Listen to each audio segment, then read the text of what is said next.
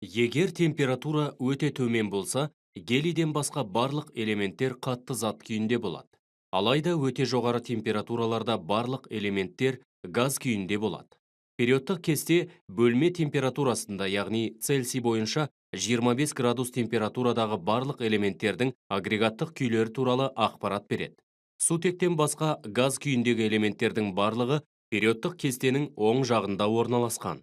Олар азот, оттек, фтор, хлор және 18-ші топ элементтері.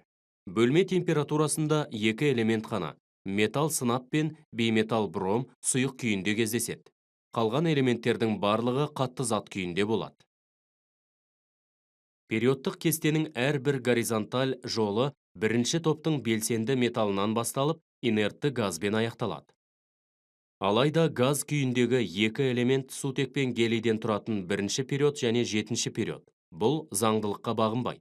Қасиеттері бір-бірінен мүлдем өзгеше элементтер арасында қасиеттері біртіндеп өзгеретін бірнеше элементтер бар. Олардың қасиеттері атомдық нөмірдің артуымен жайлап өзгереді. Натрийден басталып аргонмен аяқталатын үшінші периодты қарастырайық. Периодтың алғашқы үш элементі натрий, магний және алюминий металдарға жатады. Келесі элемент кремний жартылай металл немесе жартылай өткізгіш деп аталады. Себебі оның электр өткізгіштігі жоғары емес.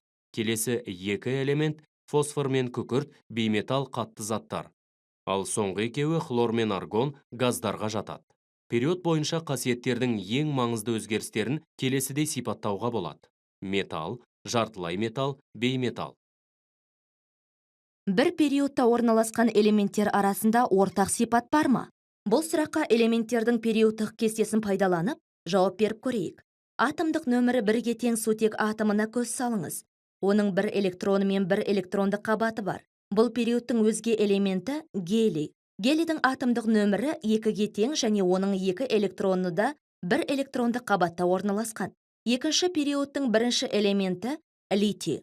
Оның екі электрондық қабатта орналасқан 3 электроны бар. Екінші периодтың келесі элементтерінде де екі электрондық қабат бар екеніне назар аударыңыз. Әр жаңа электрондар 8 электрон сиятын екінші электрондық қабатқа қосыла береді. Бұл неон жағдайындағыдай екінші қабат толғанша жалғасады. Осы заңдылықты барлық периодтық кестеден көруге болады.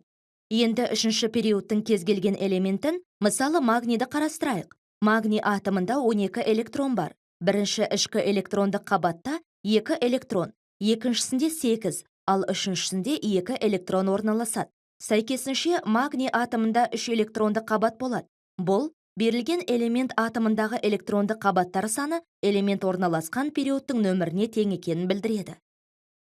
Периодтық кестеге қарап, берілген элементтің металл не бейметалл екенін оңай анықтауға болады.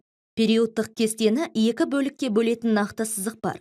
Осы элемент топтарының әрбірінде ерекше қасиеттер бар. Барлық элементтердің 80%-ға жуығын құрайтын металдар сызықтың сол жағында, ал бейметалдар оң жағында орналасады. Ауыспалы элементтер тек металдардан тұрады, ал негізгі топтардағы металдар мен бейметалдардың шекарасы периодтың артуымен оңға қарай ығысады. Бірақ сызықтың сол жағында орналасқанымен бейметалл болып саналатын бір элемент бар.